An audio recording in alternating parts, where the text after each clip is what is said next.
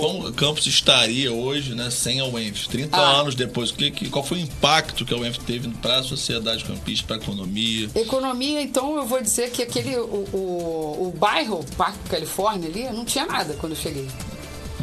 Pra eu almoçar, eu tinha que pegar, quando eu cheguei aqui em 2003, né? Pra eu almoçar, eu tinha que pegar uma van, que o único restaurante que tinha ali era o Bela Isca.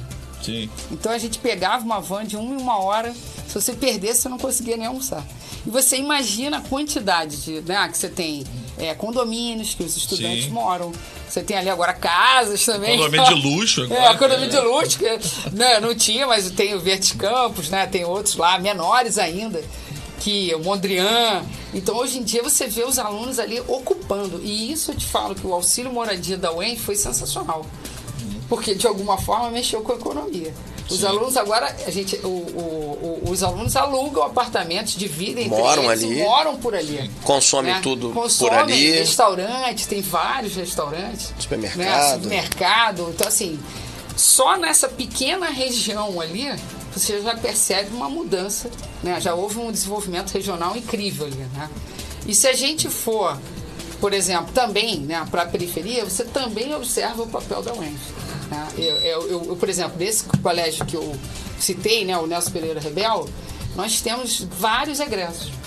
O IFE, né, também o Instituto Federal Fluminense, né, eu ando pelos corredores, oi professora, então são egressos do curso, né, de licenciatura em Física, do curso de licenciatura em Química, por conta de eu fazer parte de um programa de Ciências Naturais, que ele é interdisciplinar, então tem Física, Química, Matemática, Biologia. Então a gente anda para os corredores e a gente vê egressos nossos, né? E isso só, eu estou falando no meio acadêmico, né? Às vezes a gente vai, por exemplo, um engenheiro, a gente vê que é um engenheiro da UENF, engenheiro, né? Na UENF a gente tem engenharia de produção, engenharia civil, materiais e de petróleo. Então, assim, a gente vai, assim, outro dia a gente estava, eu estava no shopping, encontrei um aluno, ele tá atualmente em Paris, numa empresa internacional. Eu estou citando ele aqui, mas são vários. Eu tenho outra aluna que estava na Holanda, que eu encontrei com ela quando eu estava no estágio de pós-doutoramento. Então, assim, é impressionante isso, né? Como, não só, assim, Pisando Campos, como mudou, né? Eu acho que mudou muito. Não só a UENF, mas a UF também. Acho que também houve uma transformação na cidade, né? E a UENF, eu acho que assim, transformou bastante, podemos dizer, né? Economicamente, até mesmo eu acho que a maneira de pensar, né? Eu cheguei aqui em 2003. Eu tinha muitos alunos que eles falavam para mim: professora, meu pai não quer que eu estude, né? Tinha muito isso, falavam isso. Muito mais no curso de engenharia. Impressionante, tinha isso. E hoje em dia é o contrário. Hoje em dia eles falam: meu pai falou para eu vir aqui para hoje. Né? Então, assim, eu acho que a gente realmente conseguiu que houvesse essa mudança. E até tem um episódio, como eu fiz parte do sindicato, quando a gente estava assim, esse momento, às vezes a gente lembra esse momento que a gente ficou sem receber, né? Foi uma crise, mas foi um momento realmente muito difícil que a gente venceu. Foi qual período? Foi em 2016. Se eu lembro bem, em 2016. Aquela crise do que o Estado, como funcionários em geral do Estado, né? Não só professores. E aí, nós fizemos várias mobilizações, né? Teve um vereador, um deputado, que falou assim: a UENF não tem pertencimento. Rapaz, eu quase me falou, não vou citar nomes. Mas aí... Como não, né? Mas se a fala é pública, né? Exatamente, né? E aí eu acho que a UENF, cara, ela, assim, eu falei assim: olha, eu discordo plenamente do senhor, porque a gente estava com um abaixo-assinado de mais de 4.000 assinaturas, mostrando a importância da UENF, né? E eu acho que pós-pandemia, a UENF, ela se integrou ainda mais com a sociedade campista. Nós tivemos a vacinação dentro da UENF. Verdade, teve. Nós tivemos professores, eu vou citar aqui 2 nomes, que foi a professora Cibele, que é da Química.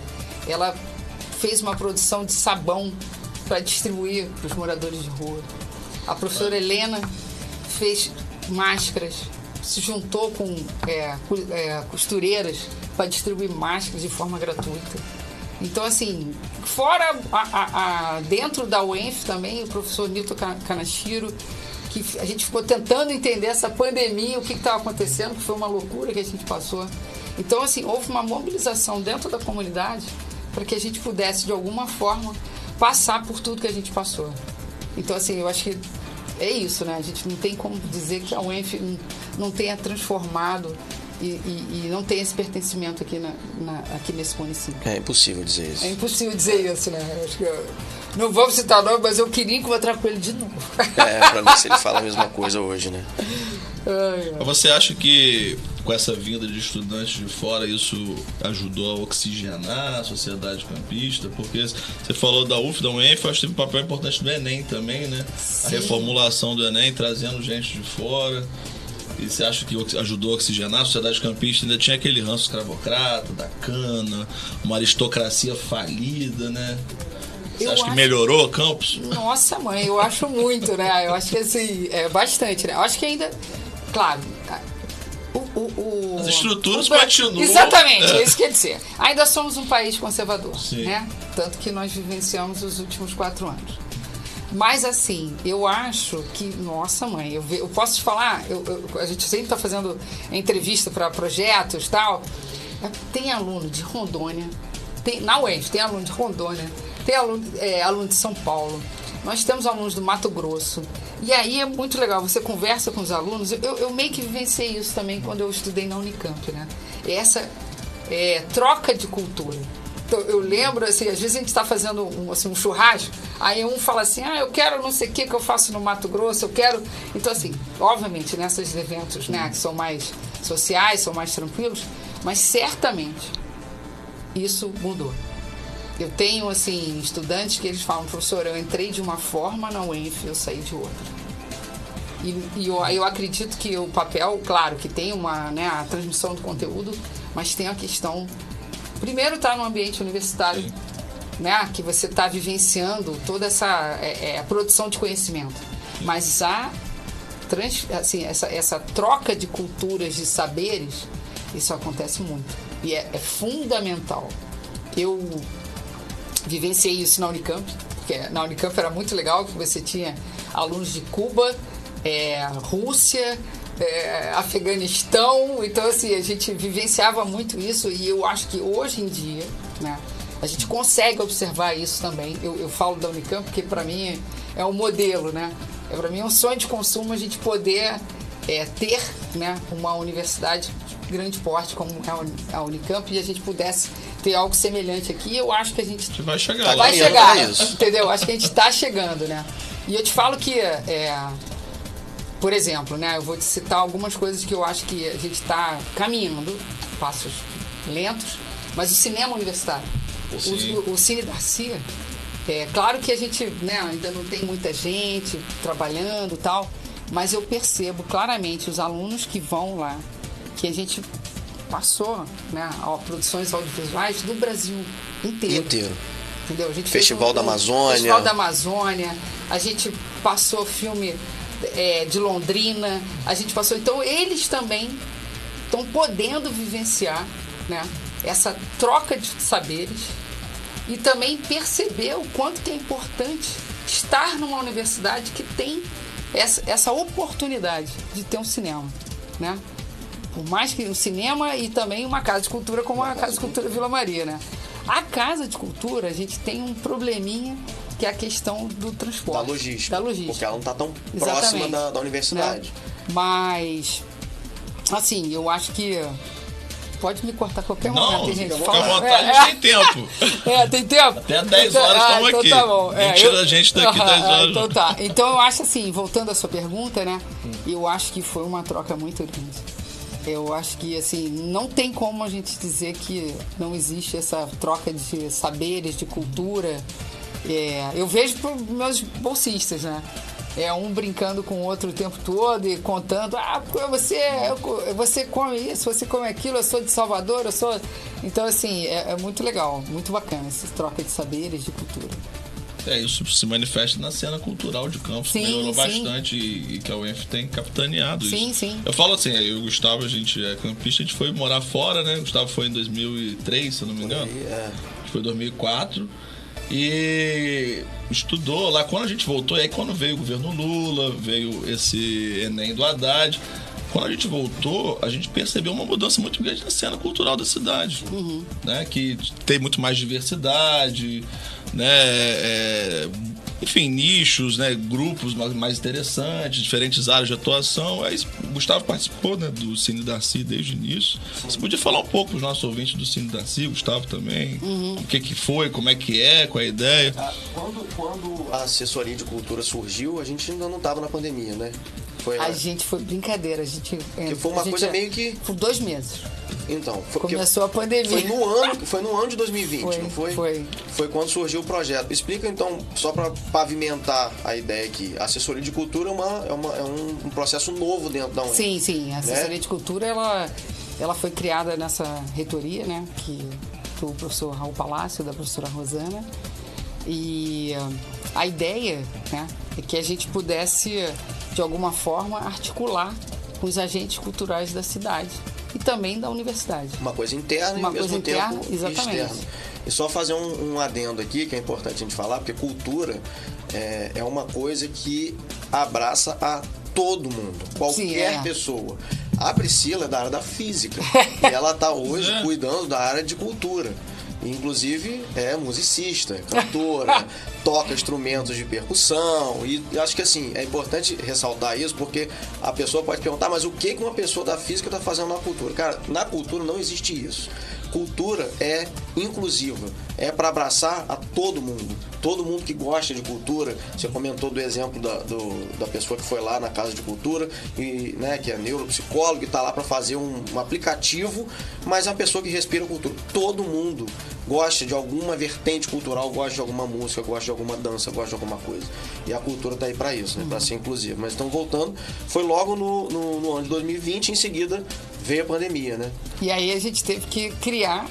Quando eu fui convidada, né, para assessoria de cultura, o professor Raul, ele é uma pessoa muito inteligente, né? Eu tenho minha companheira, que é a professora Elis Miranda, companheira assim de tudo, né? De vida, de trabalho. E ela é uma geógrafa, mas ela tem uma formação em políticas culturais. E aí nós fizemos um acordo de cooperação com a UF, e nesse acordo de cooperação tinha um plano de trabalho para a área de cultura. Então a Elis, ela, nossa, é companheira, então assim, juntou, né? Exatamente o que você falou, eu amo a cultura. Só uma parte, rapidinho, esse semestre eu vou dar uma disciplina de ótica, mas eu já estou pensando em falar sobre a ótica na arte. Eu fui, legal, entendeu? Pintura, eu fui na exposição da Frida Kahlo, no final de semana passado, e aí eu fiquei enlouquecida, porque é a tecnologia, né, cara? Exibição. Entrando na arte, exibição, e aí tem um jogo de cores, tem tudo a ver com ótica, mas voltando. Senão eu vou ter que... Mas mas é uma postura, mas né? O que acontece, né? E aí a gente começou, aí eu fui convidada, a Elis também está junto comigo, tanto que nesse acordo de cooperação nós tivemos 5 bolsistas que atuaram na Casa de Cultura Vila Maria, e a gente montou um projeto de extensão, que é o Gestão Cultural, para que nós pudéssemos também gerenciar. Na verdade é isso, né? Essa assessoria de cultura, ela tinha por objetivo também a gestão dos 2 equipamentos culturais, a Casa de Cultura Vila Maria e o Cinema Universitário. Então, falando do Cine Darcy, o Cinema Universitário, quando a gente recebeu, é uma sala linda. Cara, é uma sala... Pra quem não conhece, inclusive, fica o convite. O Cine Darcy tem programação. É só procurar saber no Instagram do Cine Darcy, né, nas mídias sociais. Tem programação. Você pode ir lá conhecer. Isso. Aí, dia 15 de agosto, antes da comemoração, tem uma sessão dupla do Cine Darcy. Então só fica o convite, às 19h30. 19h30. Vai passar o quê? Vai passar Rasga Mortalha e vai passar... Cara, me deu um branco do segundo. Peraí, a gente vê, daqui a pouco dá a programação completa. Bom, aí nós recebemos esse cinema. Tinha um professor, que era o professor Novelli, que ele montou aquela sala. E a gente tem que realmente agradecer o trabalho que ele fez. Mas o que acontece? Nós tínhamos uma questão que eram sessões muito esporádicas. Uma coisa mais aleatória. Uma coisa mais aleatória. Não tinha uma programação. Não tinha uma programação. Não tinha nem esse nome ainda. Não tinha nem esse nome. Então a gente começou, o Gustavo, ele acompanhou, né? Que a gente começou a escolher o nome. Qual o nome? Foram nossas reuniões. Durante a pandemia. Eu acho que não lembro. Exatamente, né? Durante a pandemia, tudo da forma remota. A gente não sabia nem como se fazer uma transmissão. Vamos trabalhar como. E aí o Gustavo ajudou demais a gente nisso. Porque surge, como veio a pandemia e o Cine Darcy é um equipamento cultural presencial, ficou a pergunta no ar. Ele não tinha esse nome ainda, tinha a demanda de vamos operar um equipamento cultural de cinema. Né? E aí veio a pandemia. E aí foi nesse momento em que a Elis me convidou para participar junto com vocês. Eu entrei lá como voluntário, como bolsista voluntário. Não é bolsista, né? Como... É voluntário, tem um nome lá enfim, da forma lá de participar, que eu era voluntário, e aí eu entrei lá para colaborar, pensar em colaborar. Aí foi montada uma equipe para pensar o seguinte: o que a gente pode fazer diante da pandemia, já que o cinema vai precisar ficar fechado, as pessoas não vão poder ir lá assistir filme. E a grande vontade que a gente tinha naquele momento era de abrir as portas e o público aparecer e a gente exibir filme. Né? E aí surgiu essa ideia, surgiu o nome do Cine Darcy nessas reuniões e surgiu também a ideia de realizar eventos online. E aí a gente começou a se movimentar para pensar em que tipo de estrutura que era necessário, como é que a gente faz para exibir um filme. A gente se baseou muito no Cine Arte UF, que também se movimentou para esse caminho do online. A gente aprendeu muito com isso. A gente teve até reunião, se eu me lembro bem, com a equipe da UF de Niterói para entender que tipo de estrutura a gente precisava e tudo mais. E naquele momento, que tipo de atividade poderia ser feita no ambiente online. E a gente fez muita coisa legal. Nossa. A gente recebeu gente de vários lugares, porque com a pandemia e com a internet, a gente podia, né, fazer coisa com pessoas de qualquer lugar. Né? Inclusive Conexão Brasil-Portugal. Né? Então foi uma coisa muito interessante naquele momento, porque a pandemia trouxe muitos problemas e a gente precisava ter um respiro. E nada melhor do que a cultura para conseguir respirar diante daquela situação, né? A gente trouxe, que inclusive até faleceu a semana passada, o Sérgio Diniz, que foi diretor da Escola de Cinema de Cuba. A gente fez uma sessão com ele sobre cinema cubano. Sim. A gente trouxe o Jorge Bodansky. A gente trouxe o Pureza, né? Eu acho que a gente conseguiu. E assim, no início, quando eu assumi, tinha uma discussão muito grande com relação eu quero passar qualquer filme. Eu falei, não pode.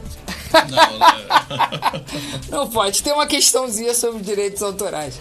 E aí, cara, de uma hora eu fui meio atacada, sabe? Então, assim, hoje em dia, a gente tem, dentro da equipe, o Gustavo sabe disso, tem um pessoal que é da curadoria, né? A gente tenta sempre passar filmes com a liberação dos fazedores, né? Ou do diretor, ou do produtor, e sempre dando importância à produção nacional. Né? A gente não trabalha... E também, de uma certa forma, assim, dando ênfase também à produção independente. Existe também uma questão... não passa mais filmes comerciais. Primeiro que é difícil, a gente teria que pagar e a gente não tem autorização para isso. Tem uma questão de autorização. E também tem uma questão da gente divulgar, né? Essas pessoas que necessitam de serem divulgadas, entendeu? E a produção de cinema nacional é muito grande. Existem muitos filmes sendo produzidos o tempo inteiro no Brasil. Tem muitos festivais que exibem esses filmes e aí eles estão lá competindo. Então, a produção é muito grande. Então, na verdade, o que o Cine Darcy está fazendo é abrir as portas para quem, de fato, está produzindo cinema independente no Brasil. E, assim, a gente tem, né, a gente faz atualmente, né, por conta dessa curadoria, né, tal, a gente, e a liberação, nós fazemos sessões mensais, né, mas sempre que alguém, por exemplo, procura a gente tenta de alguma forma encaixar, atender a demanda, sempre. Sim. A gente até, o Cineclube Marighella, né, vocês exibiram o Neutro? Sim, sim. Cara, eu vou te falar, foi uma das sessões mais bonitas que nós tivemos no Cine Darcy. Imagina. Porque foi lindo, porque foi a comunidade inteira, cara. Foram os atores mirins. E após, aí sempre a gente tem um debate, né, após a sessão. E aí, cara, os atores falando para as crianças quanto que é importante você, né, ter uma mudança na vida, né? A gente vê o que é uma vida dentro de um bairro, né, de periferia, que, né, a situação não é fácil. O filme retrata isso. O filme retrata exatamente isso, né?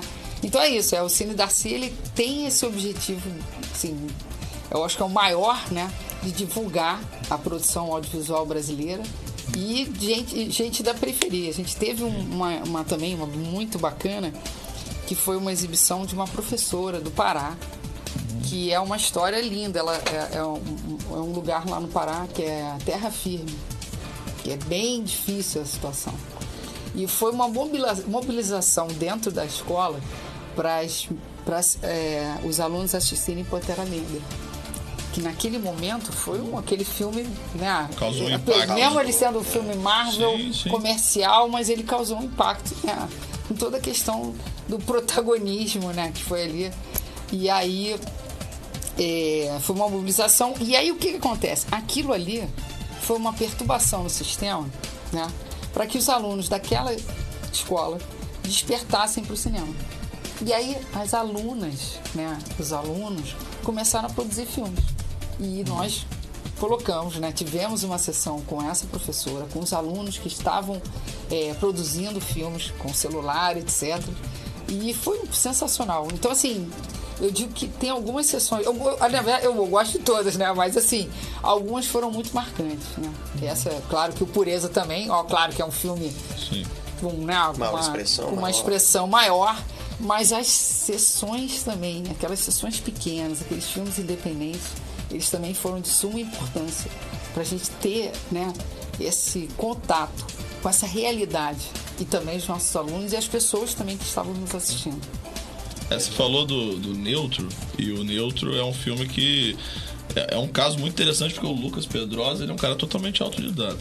Cara, é sensacional isso, né? Um cara da periferia, assim, autodidata, faz longa-metragem de ação, que é um estilo super difícil, que demanda dinheiro e estrutura, ele faz. Aí eu te pergunto, se o Lucas Pedrosa, por exemplo, tivesse tido a oportunidade de fazer uma graduação em cinema na UENF, onde que ele estaria hoje? E aí eu pergunto, cadê a graduação de cinema da UENF? Ai, gente, nem falo, isso aí é um sonho. Já que estamos lá com o Cine Darcy bombando... Cara, eu vou te falar que pra mim, eu até cheguei a conversar, eu troco, né, mensagens com... Eu tenho um grupo com o reitor e com a vice-reitora. Eu falei, puxa, que não seja cinema, seja comunicação, né, cara? Pra gente, né? Pois realmente... Por quê? Você tocou num ponto que realmente a gente precisa dessa demanda, né? Dentro da UENF. Eu não posso dizer que vai acontecer, mas de falar que eu já pedi. Porque o que acontece? Por mais que a gente queira fazer cultura, a UENF, por mais que a gente tenha o Centro de Ciências do Homem, ainda é uma universidade um pouco árida, né, para que a gente possa realizar ações culturais.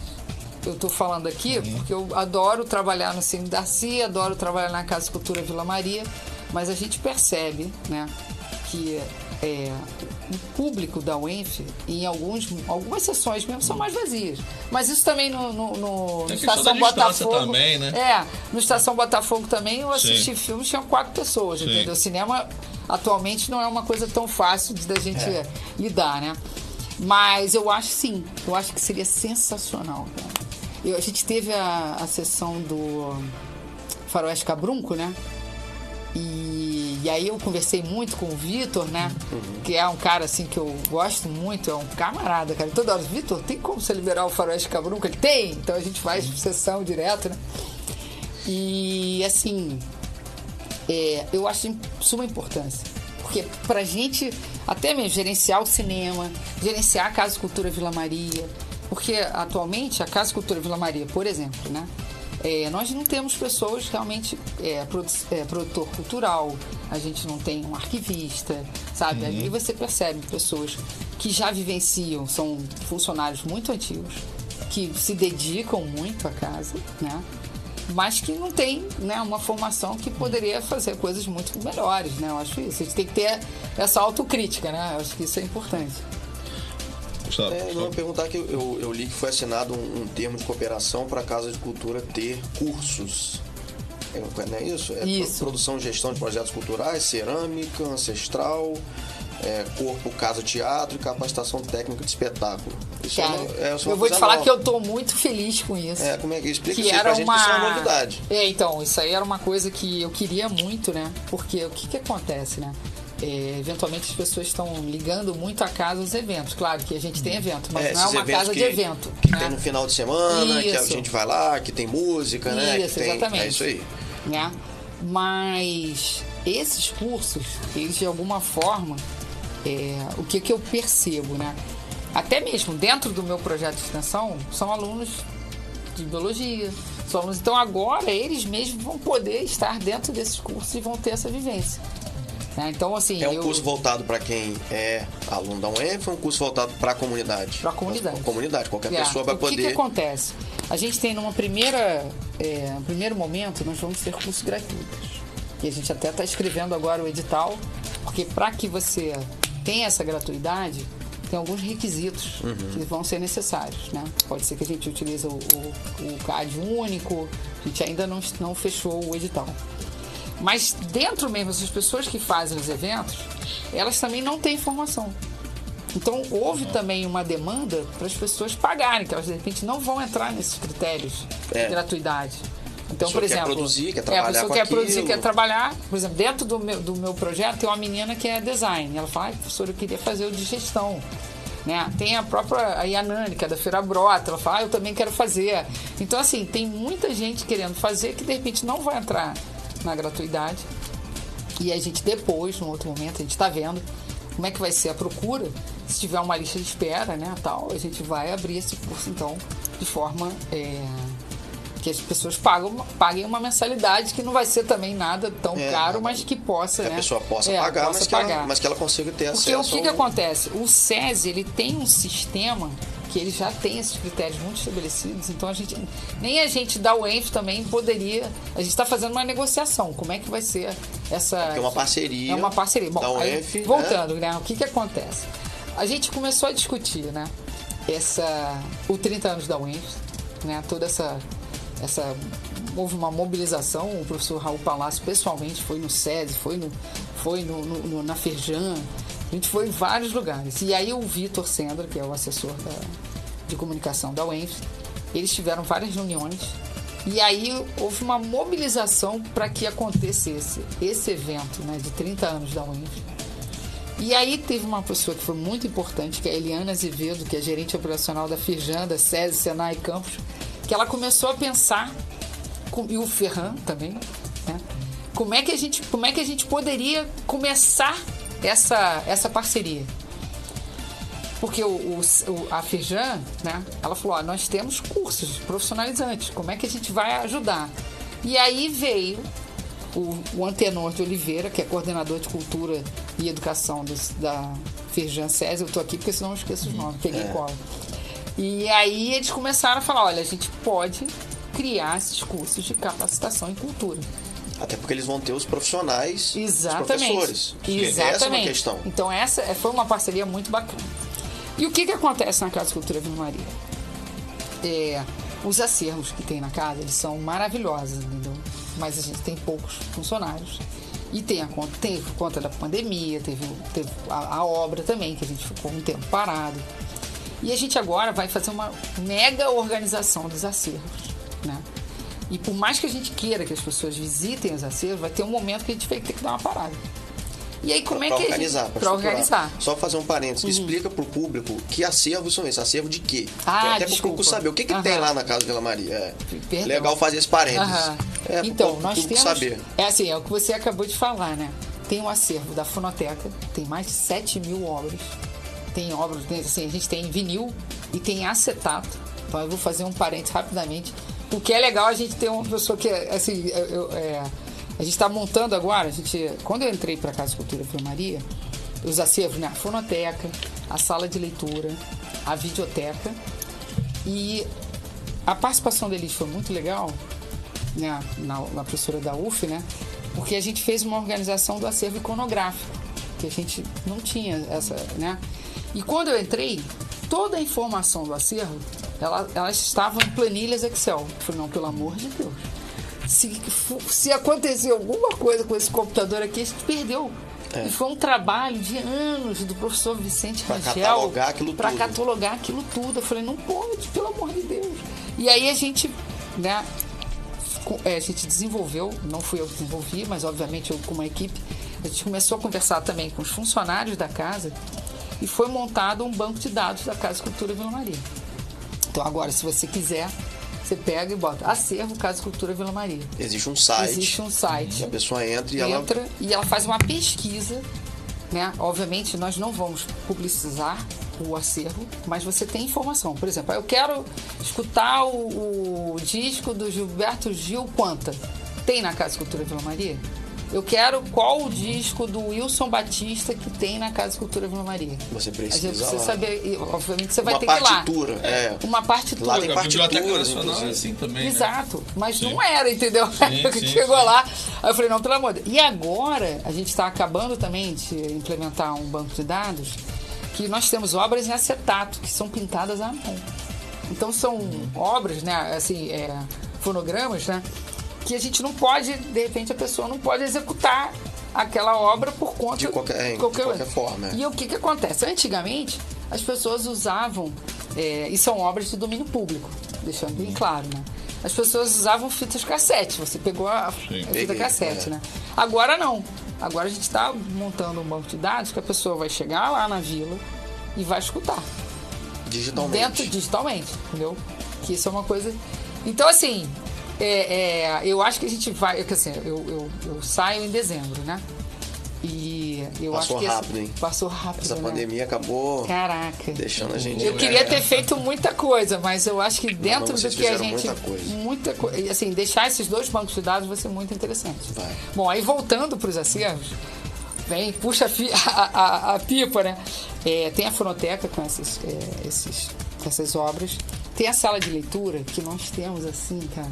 Tem a sala de leitura e tem os acervos do Gastão Machado, tem os acervos da Dona Glorinha e tem o acervo do Tinoco. O acervo do Gastão Machado, ele é um acervo tão precioso que nós também estamos organizando, que o acervo ele ficava dentro de uma sala. E tinha, obviamente, funcionários e tal. A gente conseguiu, com esse acordo de cooperação, catalogar esse acervo, que ele não estava catalogado.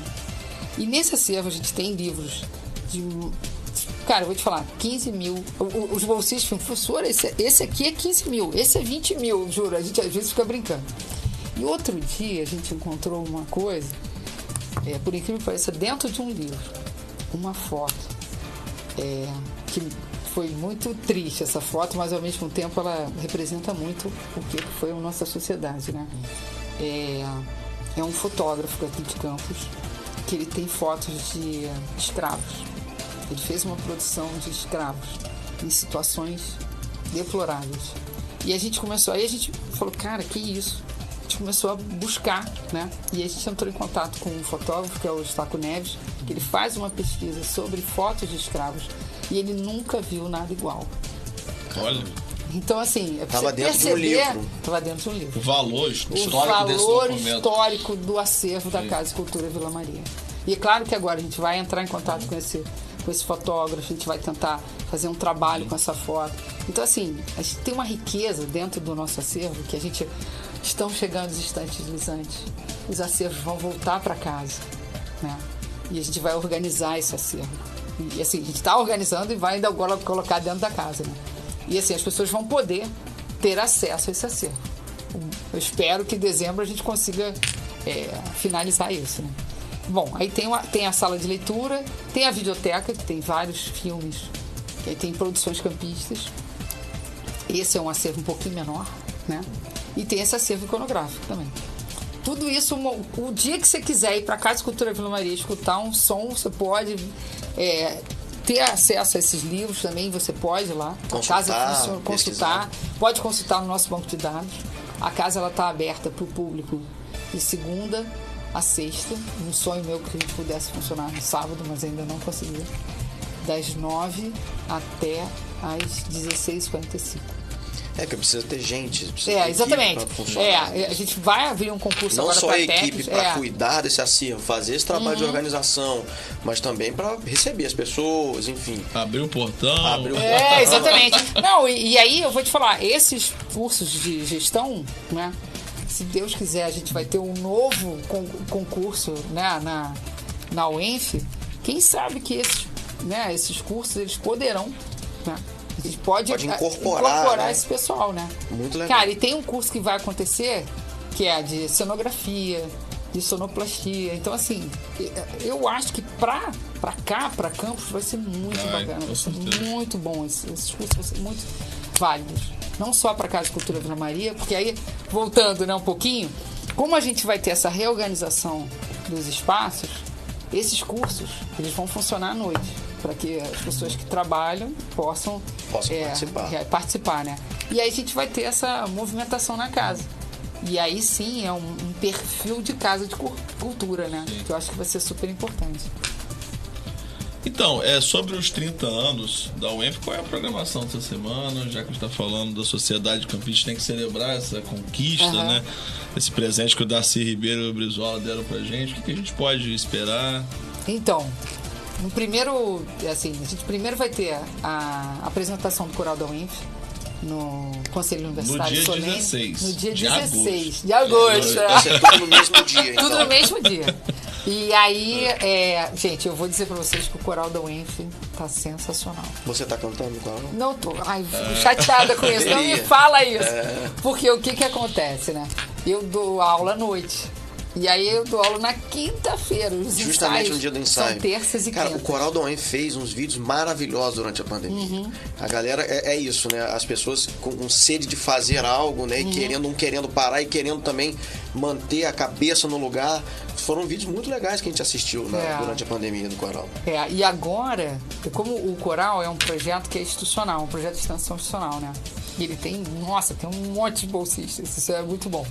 E tá o Fernando Rossi. Então, cara, você vai ter coisa... No final do ano, vocês vão ter coisas muito legais. Eu tô vendo cada ensaio, que eu de vez em quando eu vou lá, né? Eu sou fã do Coral. Então, a gente vai ter a apresentação do Coral no Conselho Universitário. Depois, nós vamos ter... Que isso também vai ser muito bacana. Que vai ser o grupo Produto do Rock. Exato. Eu até lembrei de uma coisa interessante que eu estava pesquisando isso ontem, porque o Gustavo, que é da banda Produto de Rock, ele é servidor da UENF desde o início, né? Não, ele é... Cara, ele é desde o início da Casa de Cultura Vila Maria. Ele está completando 30 anos. Exatamente. E aí, eu li que em 97, no aniversário de 4 anos da UENF, teve o primeiro evento, que na verdade foi o único, acho que é Rock UENF. É isso aí. Que é a banda, na época, que o Gustavo fazia parte, eu até... puxei os nomes aqui que eu acho que é importante lembrar disso. O Gustavo era servidor, os estudantes bolsistas, na época, em 97. Edson Barreto, Frank Souto e César Gomes tinham uma banda chamada Zaratustra na época e tocaram nesse evento. E agora está sendo meio que uma celebração, uma reedição de 1997 com a banda Produto de Rock, né, que o Gustavo também faz parte.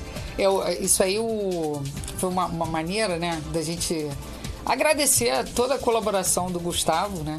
E é um servidor. E ele é campista. Então, assim, teve um cuidado nessa programação da gente, obviamente, trazer um nome nacional, né? Que é a Roberta Campos. A orquestra, sem dúvida alguma, a gente, né, não tem. Mas também tem um grupo aqui de Campos, né? E aí foi a escolha por conta disso também, do Gustavo ser um servidor da UENF. Ele é a história da Casa de Cultura Vila Maria. A Casa de Cultura vai fazer 30 anos, dia 6 de dezembro.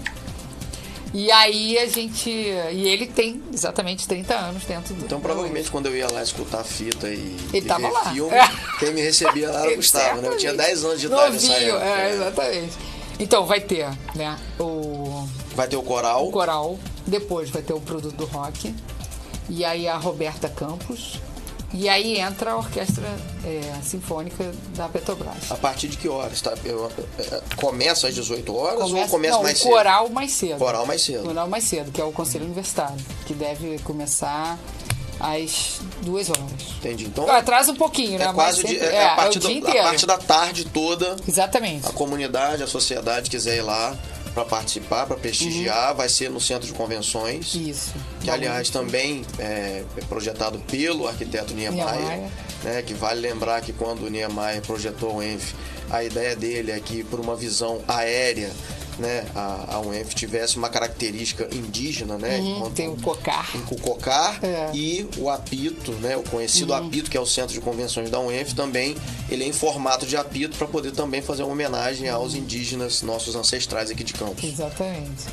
Eu queria também fazer um agradecimento, né? Porque não foi fácil, né, a gente colocar essa programação. E aí sim, o professor Raul, que ele, nossa mãe, ele arregaçou as mangas para fazer esse evento junto com o Vitor.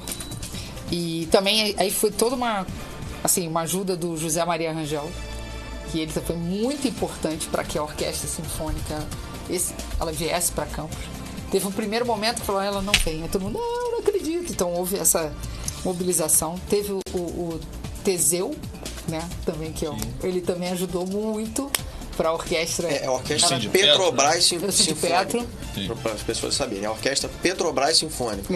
Tem muitas orquestras por aí, mas é a orquestra Petrobras Sinfônica que está vindo para cá fazer uma apresentação. E é uma apresentação meio de rock, né? Exato. Vai chegar uma hora. O nome do show é Na Trilha do Rock. Exatamente. E vai ser muito legal que eu acho que a Roberta Campos vai tocar 2 músicas com eles. Entendeu? Então, assim, vai ter uma interação. Você não tá dando spoiler, tá entregando spoiler verdade, aí. Em primeira mão aqui. Então, eu tinha que isso. E também a Roberta Campos foi o pessoal o pessoal da Firjan SESI que eles nos ajudaram, né? Então aqui eu também gostaria muito de agradecer ao Antenor de Oliveira, que é o coordenador de Cultura e Educação da Firjan, que foi importante nessa negociação. A Ivana Licurso, que ela é gerente executiva regional da Firjan. E a Eliane Azevedo, que é gerente operacional da Firjan, SESI, Senai Campos. E o Ferran também, que ajuda a gente demais, que é do Santa Paciência, né? Que é uma pessoa maravilhosa, junto com o Almir, são pessoas muito queridas e que nos ajudaram demais. Que sem eles a gente não teria essa programação tão bonita, né? Para celebrar esses 30 anos da UENF. Mas é imperdível, pelo amor de Deus, não percam, que vai ser muito legal.